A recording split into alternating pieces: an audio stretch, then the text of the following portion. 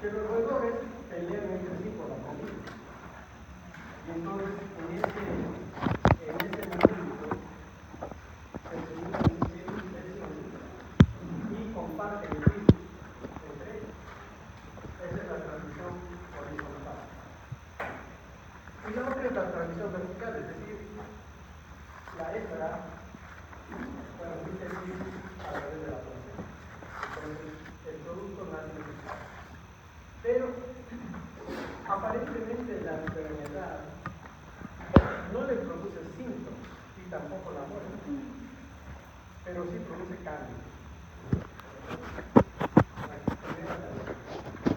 ¿Qué cambios produce el virus en el talón inferior?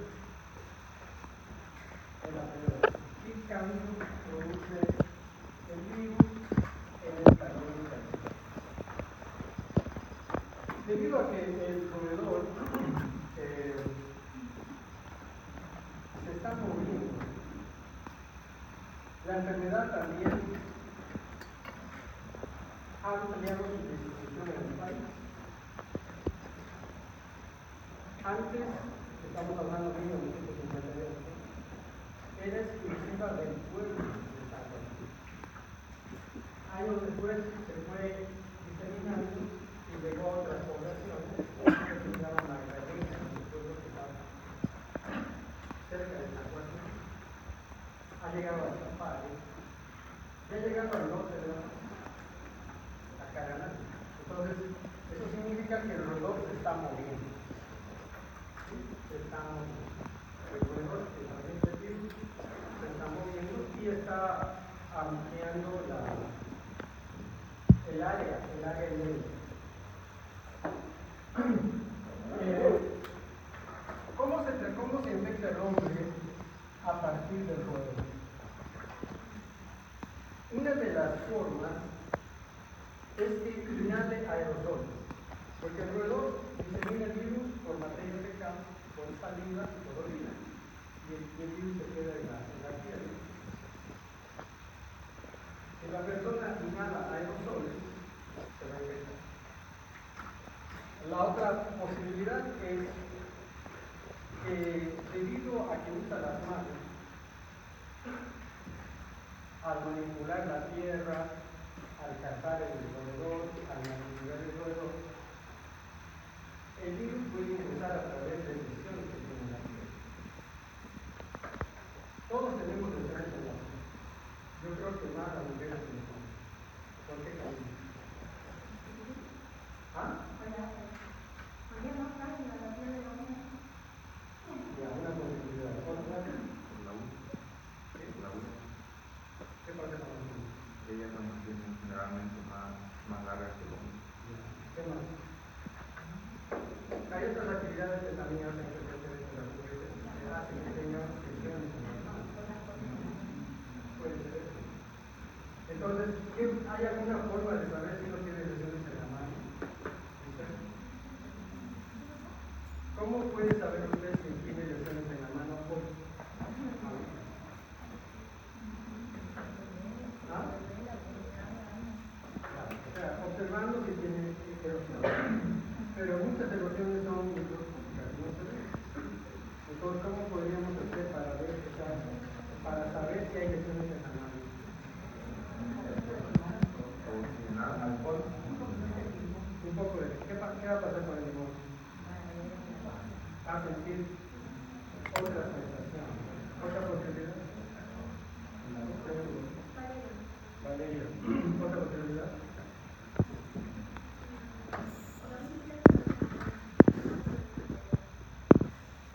Pedro. Alcohol o Exacto. Este es alcohol acá en la mano. Y si no sienten nada, es que no hay erosión. Si les duele, hay erosión. Entonces las erosiones en nuestras manos siempre están presentes, pero no las vemos.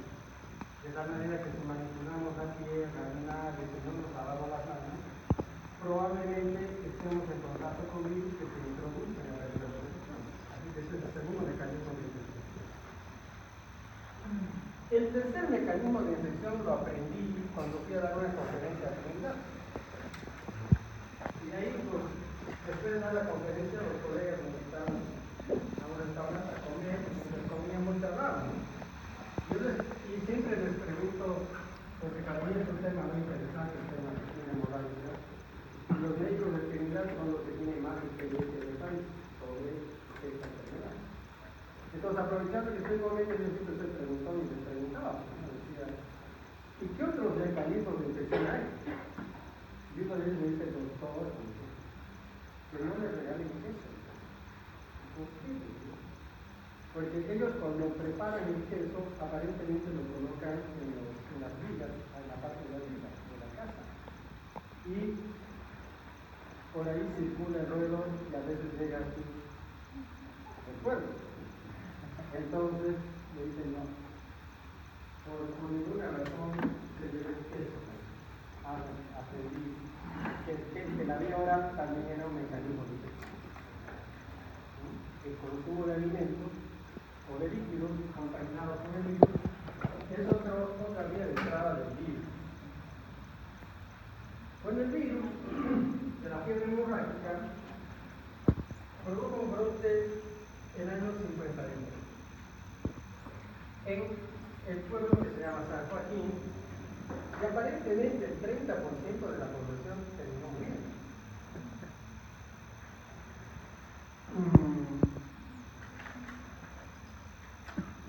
En el año 58, en el país, el sistema de comunicación era como en todo el mundo, subdesarrollado. ¿Cómo creen que se comunicaba el Ministerio de Salud con el médico de San Joaquín? ¿Ah?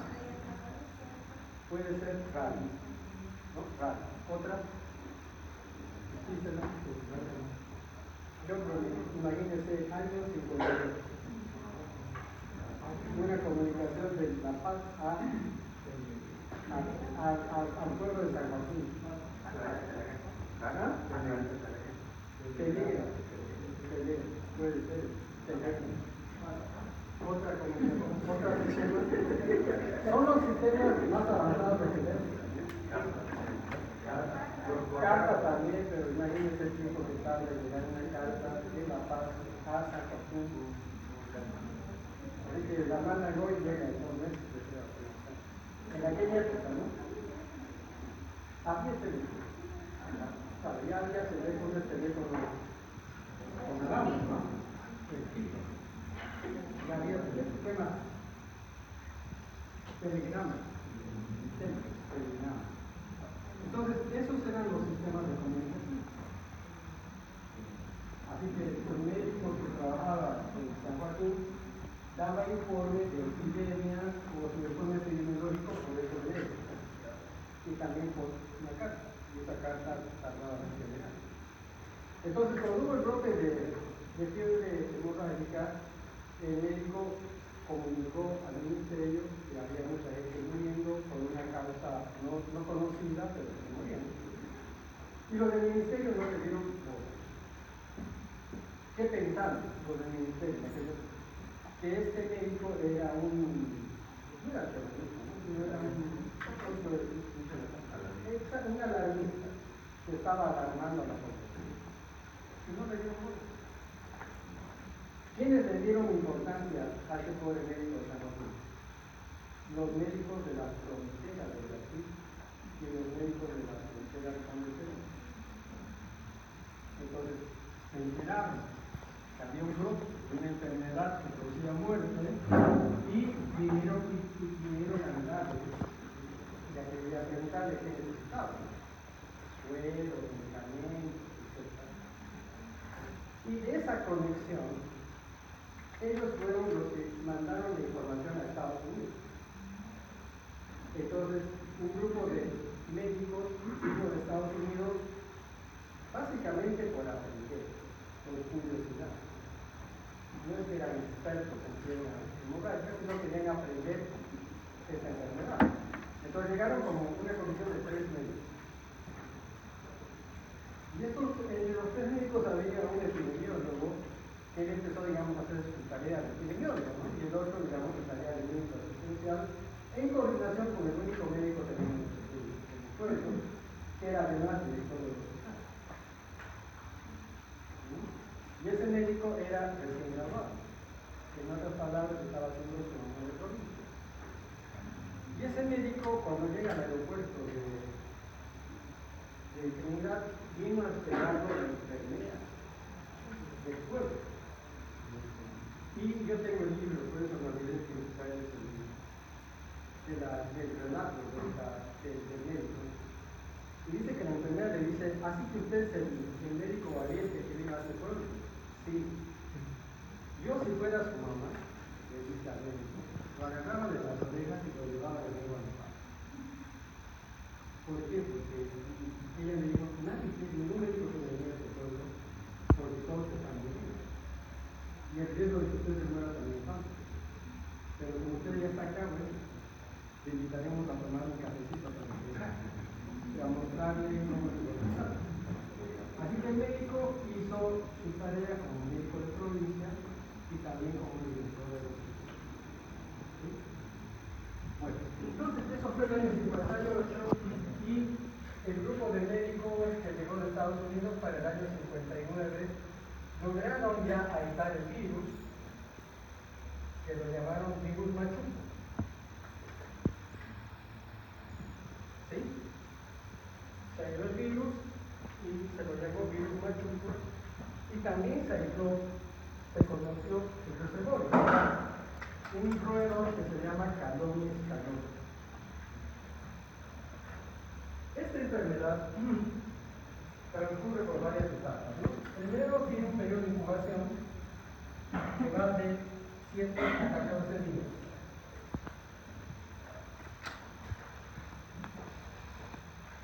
Y el mecanismo de infección ya les he comentado.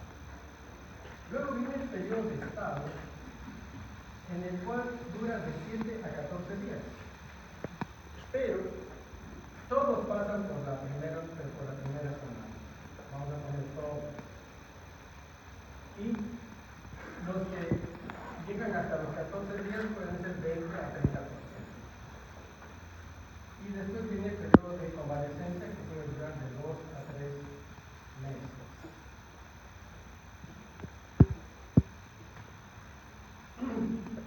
En el periodo, en la primera semana, donde el 80%, bueno, todos los enfermos presentan fiebre, dolor de cabeza, dolores musculares, dolores óseos, dolores articulares. ¿Sí? Algunos pueden presentar también náuseas, vómitos, diarrea. Entonces, en ese periodo, ¿qué enfermedad sospecharía usted la última de las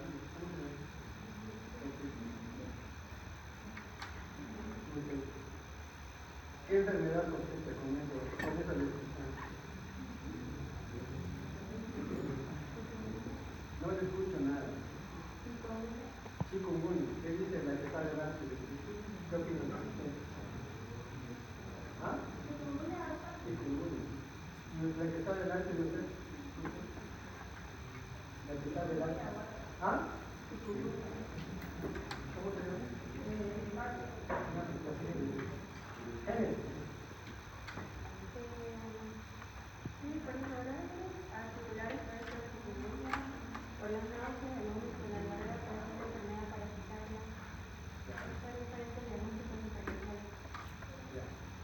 Pero, ¿cuál se vendría a notar? De todo eso uno pone en primer lugar, segundo lugar, tercer lugar. Ya. ¿Qué dice usted? Sí, el mismo criterio, creo que por todos los psicopatologías presentadas, lo más probable que sea psicológico. ¿Qué es decir? Estamos hablando de esos años. Claro. 1959, creo que el gobierno estaba ahí, pero en esos años.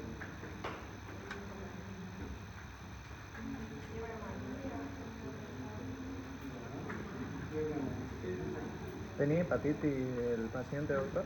Hepatitis. Ictericia. No es de ictericia. Entonces, una chikungunya.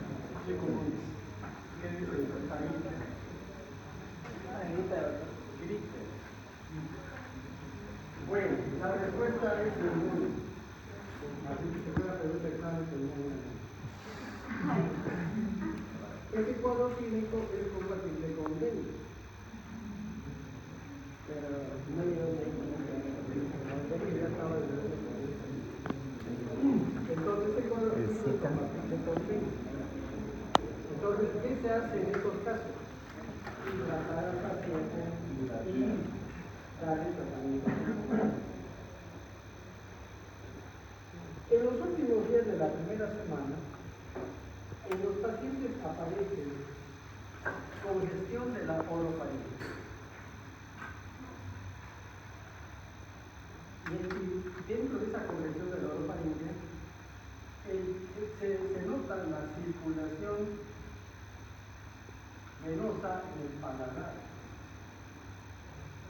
¿No? Se nota cómo está la circulación congestionada en el paladar. Y se nota que además entre la encía y los dientes aparece un reborde más oscuro, que se llama reborde ocular. ¿De acuerdo? Entonces eso aparece en los últimos días de la primera semana. Entonces ese dato clínico es el que ayuda a reconocer que ese caso no es dengue, sino es pneumonia.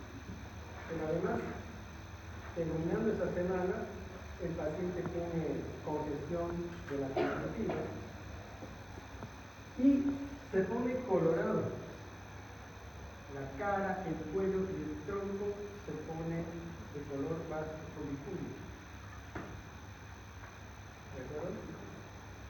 Entonces, esos datos son los que permiten hacer el diagnóstico clínico de fiebre hemorrágica aguda. El 80% de los pacientes a partir de ahí se recuperan. ¿Sí? Se recuperan. En cambio, un 20 a 30% empieza a presentar sangrado por las encías. No se olviden que las encías ya tienen ese nivel de congestión. Empieza a presentar sangrado por las encías, empiezan a ver que les tiembla la lengua y por lo tanto su lenguaje no es claro, porque la lengua es fácil, hay temblor en la lengua. Algunos empiezan a presentar epistaxis, hematemesis, melena, sangrado en la piel, dolor de cabeza que se intensifica, somnolencia, convulsiones, coma. Así que en la siguiente semana, en esta semana, de los 10 a los 14 días, aparecen las complicaciones hemorrágicas y las complicaciones neurológicas. ¿Qué otra alteración más puede aparecer? Ataxia. ¿Sí? Entonces, la clave es la primera semana. Uno evalúa bien al paciente, lo examina bien, puede hacer diagnóstico de fiebre hemorrágica boliviana en esa primera semana, antes que llegue la segunda semana, que es la semana de las complicaciones hemorrágicas y neurológicas. En el paciente que ya está en la segunda semana, este paciente hay que tener internado, hay que hidratarlo, hay que ponerle terapia, el tratamiento anticonvulsivante, evitar que haga una cerebral. Imagínense, año 58 no había tomografía, todo era clínico, ¿no? Todo era manejo clínico, no había tomografía. El médico tenía que saber discernir los síntomas y decir, bueno, acá está pasando, el paciente está con edema cerebral, tengo que hidratarlo con tanto de líquido, tengo que evitar sobrecargarlo, tengo que ponerle un anticonvulsivante, tengo que ponerle un antipirético, analgésico. Así que, como resultado, en aquella época la mortalidad era de 30 a 50%. Por eso es que según el reporte de este libro, 1/3 de la población desaparece. Así que por eso les preguntaba a ustedes si alguna era del Beni. Entonces, los que son del Beni, sus papás o sus abuelos les cuentan la historia, ¿no? Y dicen, hace 50 años, 60 años, tuvimos una epidemia en San Joaquín, que llegó a Magdalena, y pasó esto, el otro, que un tío estaba por allá, y también estaba por allá. Toda la historia de Dios. Bueno, eso sí lo ocurrió. Pero la mortalidad ha disminuido porque ya los médicos ya están entrenados para hacer el diagnóstico en la primera semana y hacer el tratamiento, ¿no? ¿Qué más se aprendió de ellos? Se aprendió que de los pacientes que se recuperaban, que eran el 70 al 80%, se podía sacar plasma y se podía inyectar plasma al nuevo enfermo. Y este plasma ayudaba a la recuperación. Entonces ahí empezó el uso de plasma, la transfusión de plasma de personas recuperadas al nuevo enfermo. Pero había que administrar en la primera semana para que el enfermo se recupere. Entonces, si se hace eso en la primera semana, el riesgo de muerte baja a 1%. ¿Sí? Entonces, esa fue, digamos, la experiencia clínica en Bolivia del fundamento de la transfusión de plasma en enfermedades infecciosas como virus. Eso es lo que hicimos también cuando vino el COVID. Yo me acuerdo que en marzo, abril, yo también recomendé la transfusión de plasma de los recuperados de COVID. Y por eso había campañas de donación.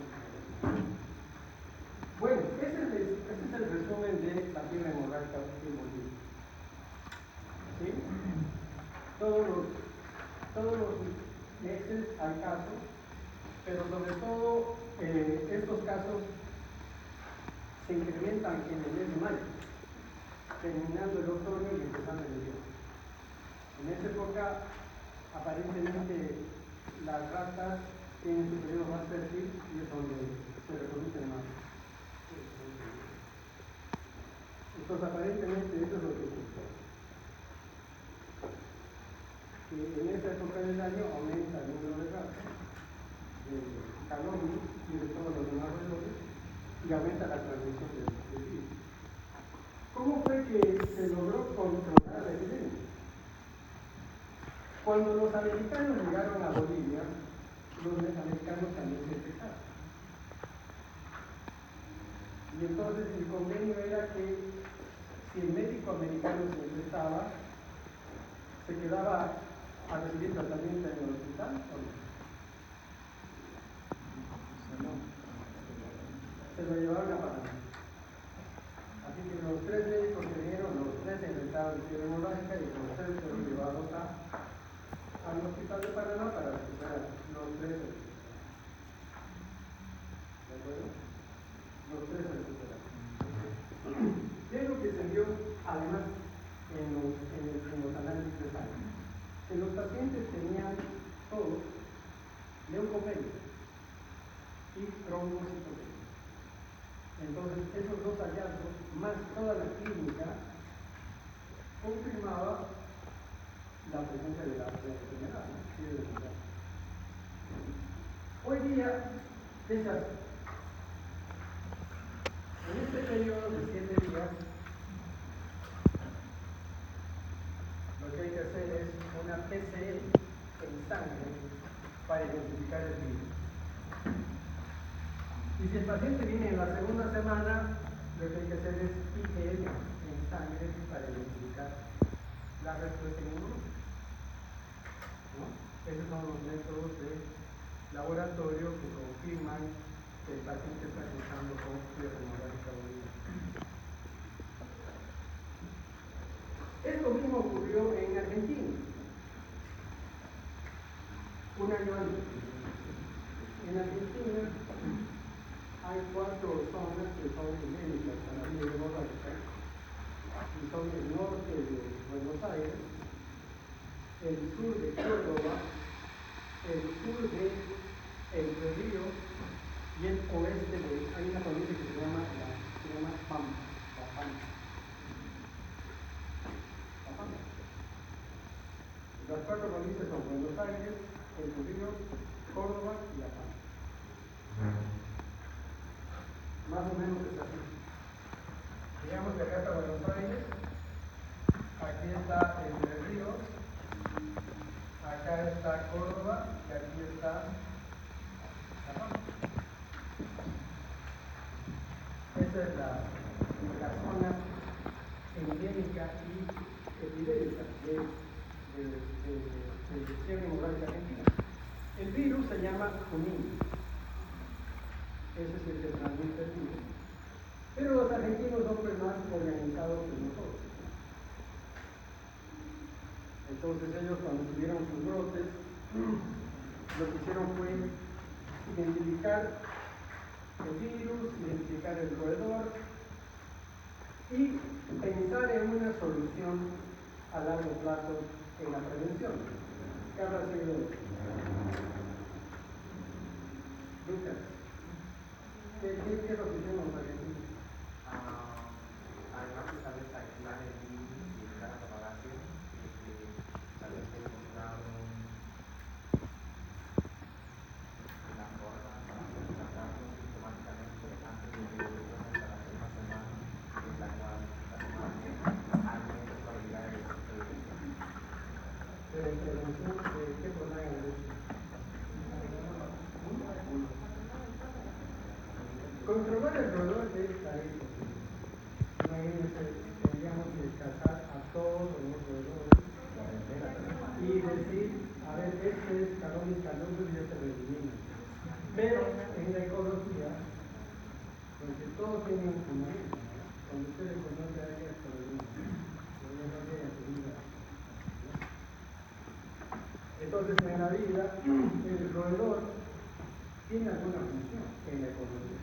No está por demás. O sea, nadie está por demás de la vida, ¿no? ¿O no? Alguien se siente que está por demás. Alguien siente que se roba. El ratón cumple la función. Entonces no podemos decir voy a eliminar a todos los roedores, vamos a alterar el ecología. Y ese es el origen de las epidemias. HIV, influenza, todo eso porque el hombre desordena la ecología de todos sabemos el paso.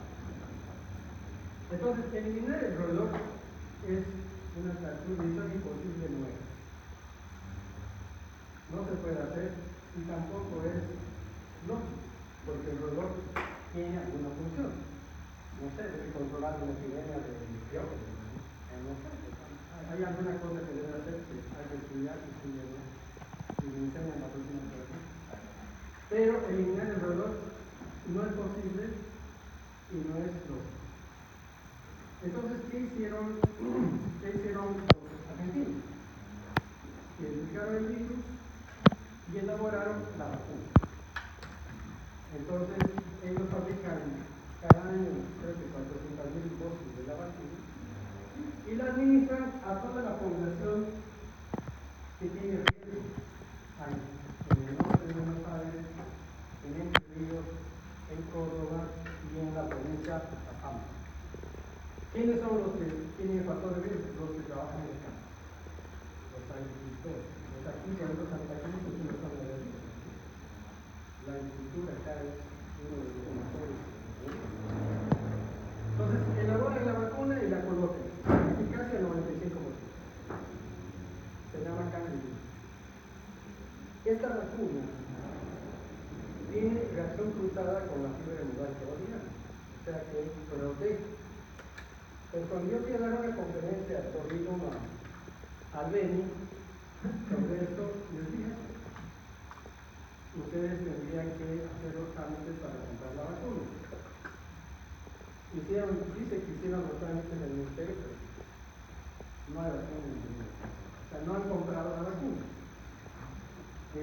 sería bueno contenerla para aplicarla a todos los que trabajan en el área agrícola, ¿no? Sobre todo en el Beni y también acá en Santa Cruz. Bueno, pero mientras tanto, el tratamiento más importante es aplicar, transfundir el plasma de personas recuperadas en los primeros 7 días. Después de los 7 días, la respuesta no es buena. ¿Qué le estoy olvidando?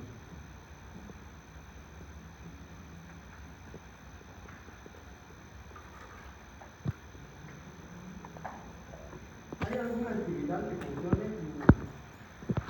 Hay habido ensayos con ribavirina que no han dado resultados contundentes. Entonces, en una época, Estados Unidos mandó ampollas de ribavirina a Trinidad para que se utilice ese medicamento. Y no ha habido, cuando se hace el análisis estadístico, se demuestra que no es el medicamento adecuado, ¿no? O sea, que dar ribavirina o no dar ribavirina es lo mismo. Esa es la conclusión. Pero sí, la transfusión de plasma en la primera semana baja la mortalidad a 1%, al igual que la vacuna. ¿De acuerdo? ¿Qué cosas comparten con la fiebre hemorrágica africana? ¿Cuál es la fiebre hemorrágica africana? ¿Cómo se llama?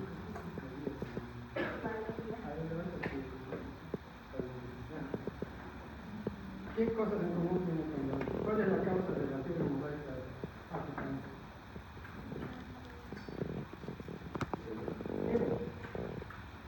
El ébola ya funciona en estos meses, pero su pico está muy bien. El pico de Congo está muy bien, igual que los africanos, Costa de Marfil, Marruecos, Senegal, muy bueno. Es que yo soy fanático ya de la anterior semana de estudio africano. Muy bien. En Japón ayer jugó muy bien contra Brasil. Los brasileños casi un poco más y perdían. Entonces, en este momento hay una epidemia de ébola en la República del Congo que se está diseminando y la Organización Mundial de la Salud ya ha declarado el alerta de pandemia. Y hay un caso en Francia, que es un turista que estuvo allá en Congo y que al volver a Francia desarrolló una enfermedad. Entonces, ¿cómo uno se infecta con esta enfermedad? Teniendo contacto con las infecciones y con la sangre. Entonces, al paciente hay que internarlo en una sala donde uno aplique aislamiento de contacto. Que es lo que nos trataré de decir en una de las clases, ¿no? Incluyen aislamientos de contacto, microondas, etc. Pues uno tiene que aplicar aislamiento de contacto al atender al paciente, de lo contrario se va a infectar y si tardan en atenderlo, tardan en hacer el diagnóstico, va a morir. El año 2019, en la localidad de Caranavi, Caranavi es una provincia del norte de La Paz. Y les voy a poner la fecha, y esto va a ser una tarea. 3 de julio del año 2019. El 3 de julio del año 2019, una periodista de derecho me llama y me hace una entrevista. Me dice, doctor, ¿qué le parece ese caso que hay en Paraná? Y yo le dije, porque no había diagnóstico, entonces le dije, por el comportamiento de esa enfermedad, de los síntomas en la paciente, me parece que es fiebre hemorrágica boliviana. Semanas después se confirmó que era un caso de fiebre hemorrágica boliviana. Y este artículo está publicado en el Deber el 3 de julio del año 2019. Al que lo traiga impreso, le voy a regalar 2 puntos en el Deber. El Deber. tienen que traer tres. Y si traigo el periódico más 5. ¿Qué? El lógico, tienen que traer el periódico. Porque en internet ya no está. No, o sea, ellos en el guardan todo lo que va a costar y costar. Aquí le gusta es una cosa ni ¿cómo? No. Impreso. What is the meaning of word press? ¿Cuál es el significado de eso? Ya saben, chicos, a mí me gusta hablar de una vez. No me gusta terminar. Hay que prestar atención a todo lo que dice. Bueno, ¿cómo es la historia? Un señor agricultor de 50 y tantos años acude a la emergencia del hospital de Caranari por presentar el cocina. Y la médica que lo atiende era una médica interna, o sea, alguien que estaba haciendo su internado. Era una estudiante de internado de San Luis. Y la interna diagnostica dengue y lo trata como dengue. Lo hidrata, etc. Y el paciente muere. Pero no muere. Bueno, pasan unas 10 días y la interna presenta su síntoma, ¿no? Presenta lo mismo que tenía el paciente. Y en el hospital pensaron que era gripe. Y le dieron paracetamol, antigripal, alguna cosa así. Y la chica cada vez estaba peor. Entonces, año 2019 ya había habido conferencia, ¿no? Por WhatsApp. Usted le llama a su familia y dice, estoy con esta enfermedad. Y seguramente su papá le dice, ¿y qué te han dado? Tal cosa. Nada más. Venite para acá. Aquí te voy a hacer atender en una clínica privada. Pueden tener. Entonces, la interna empeora, la quieren internada y debido a la presión familiar deciden trasladarla a la casa. Porque la médica interna empezó a presentar ya síntomas de la primera semana. ¿No? En el traslado la acompaña un médico, en la ambulancia la acompaña un médico del hospital y ella durante el traslado tiene un vómito con sangre. Y el médico la atiende, llegan a La Paz y como estaba con hemoglobina agresiva alta, la llevan al gastroenterólogo para que le hagan una endoscopia. Entonces el gastro le hace la endoscopia y la paciente no la oye. Ni lo contamina nada. Bueno, la internan en el hospital de clínicas y termina muy bien. Han hecho estudios y posiblemente se dio una fiebre en los órganos. Bueno, ¿qué pasó con los dos médicos? El médico que trasladó a la paciente y el médico que hizo la endoscopia también desarrollaron y tuvieron que ser internados en el hospital de artritis. Así que la transmisión de persona a persona existe. ¿Cuál es el mecanismo de infección? El contacto con los fluidos del paciente. ¿Sí? Así que, pero el otro punto importante es que el virus y la enfermedad estaba circunscrita a algunas poblaciones de Beni, llegó a Chapare, también hay casos en Chapare, y llegó también al norte de La Paz. Eso significa que el ratón hace turismo. Yo no conozco todavía San Joaquín, pero el ratón ya se fue a La Paz. Así que la zona de influencia para esta enfermedad endémica es ampliada y llega hasta el norte de Argentina, o sea, va por todo Santa Cruz, Salinas, Chuquisaca, hasta el norte argentino. Y del norte argentino también debe haber ratones argentinos que cruzan la frontera y transmiten el virus argentino. Bueno, entonces, si se comprara la vacuna del Covid-1 y se aplica a las personas correr riesgo esta enfermedad se puede prevenir. Pero es más importante que los médicos estén bien formados. ¿Sí? Que reconozcan la enfermedad como diagnóstico diferencial distinto, que es el error que cometió la chica. Seguramente no le revisó la boca, o quizá no aprendió la enfermedad. No sabemos. Bueno, eso pasó. Pero como olvidamos, en el brote del año 58, cuando ya Estados Unidos declaró que había un brote de fiebre hemorrágica en Beni, el ministerio tomó en serio la noticia, convocó a algunos epidemiólogos que trabajan en el ministerio y enviaron 2 médicos a San Joaquín. Uno de ellos se llama el doctor Hansel y el otro se llama el doctor Auto. El doctor Auto fue el profesor de Salud Pública, que nos contó alguna vez sus anécdotas, ¿no? Pero no le dimos cosas. No anotábamos mejor. Pensamos que la memoria era por siempre y para siempre. Entonces, ellos se enteraron del problema y tomaron una decisión. Dijeron, para controlar esta epidemia tenemos que hacer algo práctico. ¿Qué habrá sido eso?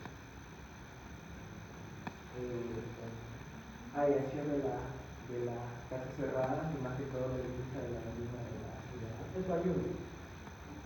¿Qué hicieron?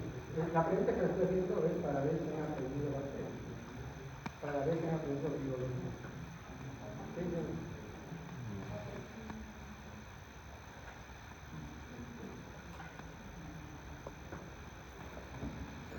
Ha llegado el sistema de biología.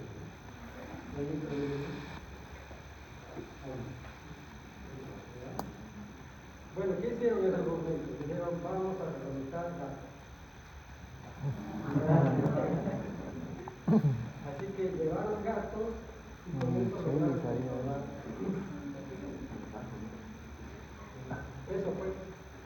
Los gatos ayudaron a controlar el equilibrio. Pusieron, digamos, el equilibrio de la conducción. Pero desde ese año siempre hay brotes de un caso, 2 casos en el Beni, en el Tapare y también en el norte de Europa. ¿De acuerdo? Pero la historia es clara, ¿no? En el sentido de que se tuvo que aprender que la enfermedad llegó a La Paz a costa de la vida de una médica y de 2 médicos profesionales. Así que. Y entonces, ¿qué cosas tienen en común con el euro? Todo. El riesgo de muerte es alto, ¿no? 30-50% de los africanos están muriendo por Palestina y enfermedad. Y el mecanismo es el mismo, solo que el virus es diferente, pero produce el mismo síndrome. El síndrome de fiebre con hemorragia. Por eso se llama fiebre hemorrágica. Entonces, en África hay otros virus, uno de ellos es el Yo terminé la clase hace años y uno de los chicos se me hace y dice, doctor, yo soy nieto del médico que atendió los casos en Japón. Y mi abuelo escribió un libro escribiendo esto, lo que es la clase. Y entonces ese libro que me regaló el estudiante de su abuelo. Su abuelo apellidaba Dios. Entonces que cuenta en su libro como una historia, ¿no?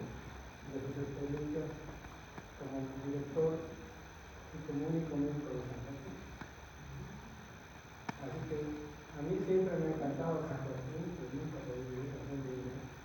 Lo que pasa es que parece que la mitad del año para vivir y llegar en lluvia. Uno de mis mejores amigos está 5 años de experiencia, ¿no? Mi mejor amigo es el Conde. Le hizo cuando le conocí a él, y cuando estaba allá me contaba, me decía, estoy comiendo pacomú, estoy comiendo paciente, contándome cómo es San Joaquín. Así que algún día tenemos que visitar San Joaquín. asistimos fue hasta año 2009, fuimos en el 30, hasta los 30. Ya toca, ya. Aquí vivo poco.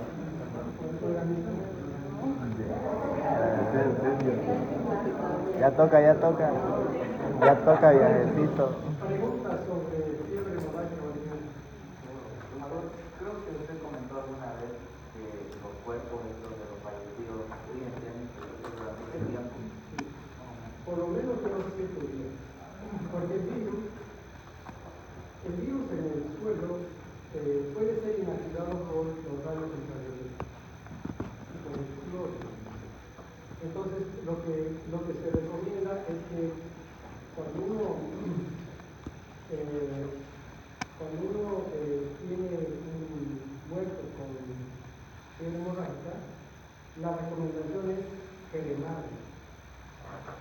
Entonces van a ver los videos del código.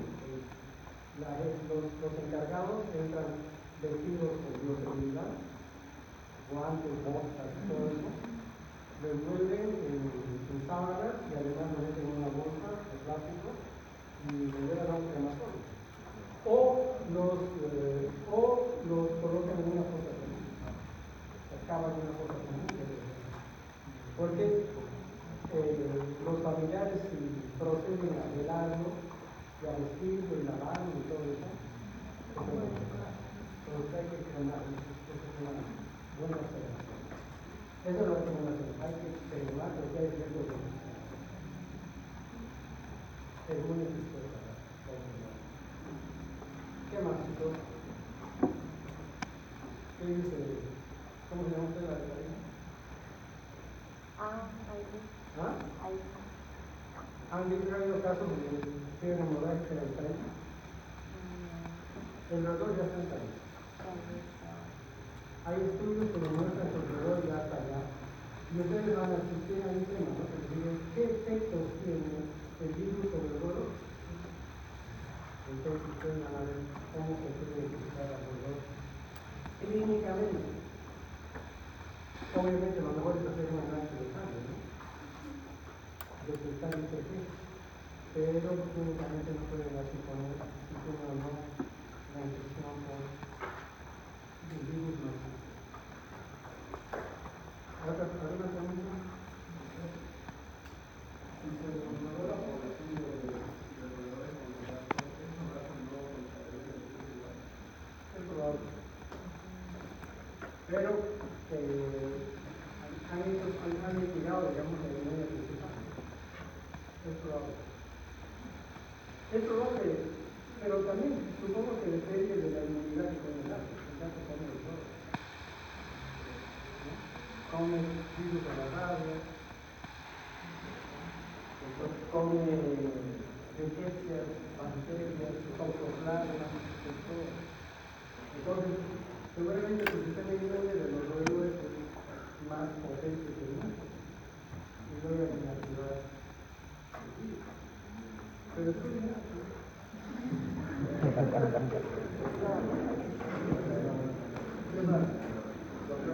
Hace rato estaba hablando sobre el tema de cómo es que se propagan en diferentes áreas de la Unión, la paz, el norte de la paz. Entonces, hay unos profesionales, unos biólogos que hacen a través de la metodología unas investigaciones para poder ver qué tipo de o sea, si los sectores están infectados, todos hacen con técnicas biológicas, y eso a través del Ministerio de Salud ya no se dedica a una algo como de una economía para que puedan hacer estudios, porque dentro de la red hay una carrera de biología.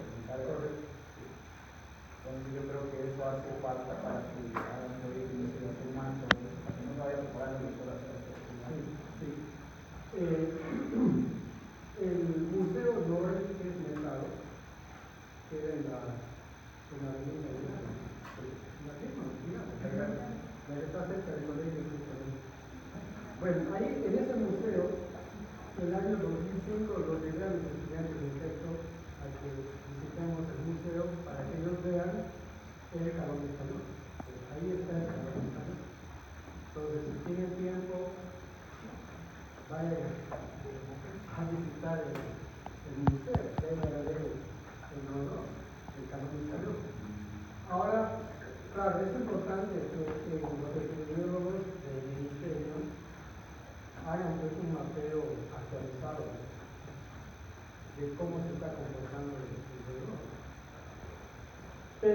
calentamiento global seguramente se está distribuyendo por todos lados.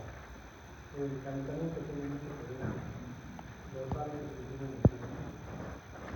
Pero eso pasa. Así que, lo que yo sé es que ya ha llegado a París, ya ha pasado la frontera.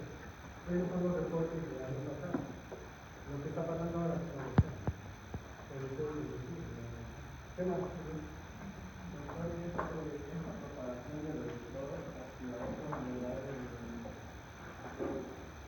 Podría aumentar lo que sería el problema de que existan o se generen diferencias en los tipos de virus. Sí. Claro, el virus es un virus RNA, y entonces tiene una gran capacidad de mutar. Como todos los virus RNA, el virus de la influenza es RNA, el virus del dengue es RNA, el virus del COVID es RNA, el virus del VIH es RNA. Entonces, todos tienen la capacidad de mutar. Este virus tiene un genoma dividido en dos partes, ¿no? Una parte grande que se llama L y una parte pequeña que se llama S, large y short. Entonces, es capaz de producir mutaciones. No se olviden que les dije que una de las explicaciones de por qué los roedores se infectan es a través de la transmisión horizontal. ¿Cómo era la transmisión horizontal, Lucas? Era a través de lesiones que se relacionaban a través de peleas. Exacto. Un ratón se pelea con otro con la comida, entonces ahí comparten el virus. Y seguramente aparece un virus de diferentes comportamientos. ¿Algo más, chicos? Entonces, doctor, el principal, digamos, diagnóstico así clínico para diferenciarlo del dengue sería el rebordo puro en la amnistía. Es uno de los, bueno, el examen de la boca.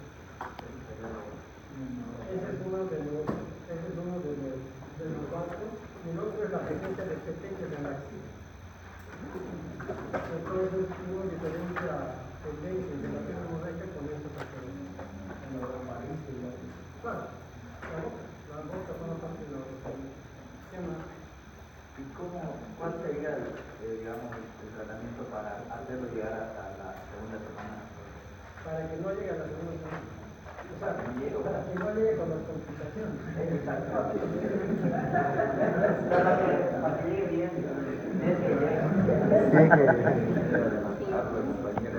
Hay que hidratar.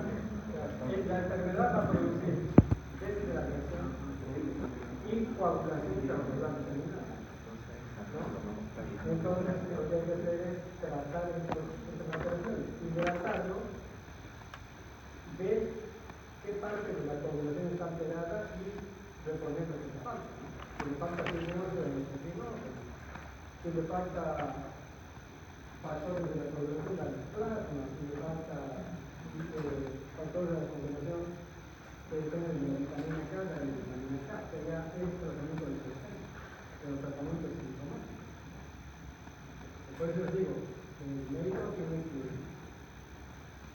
evaluar bien el caso, identificar las alteraciones para tratarlo.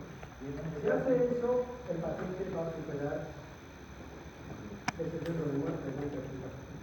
En este caso, doctor, igual que en el dengue, digamos, el ibuprofeno. Claro, ¿no? Hay una alteración de la coagulación. ¿Cómo es el hemograma? A ver, el hemograma. Muy bien, el leucopenia es un recitofeno. Entonces, ibuprofeno ni concejar, a no ser que sea bueno.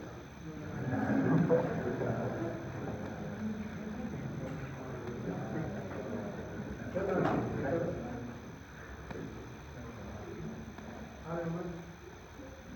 ¿Nada más? Entonces, quedamos así, chicos. El próximo miércoles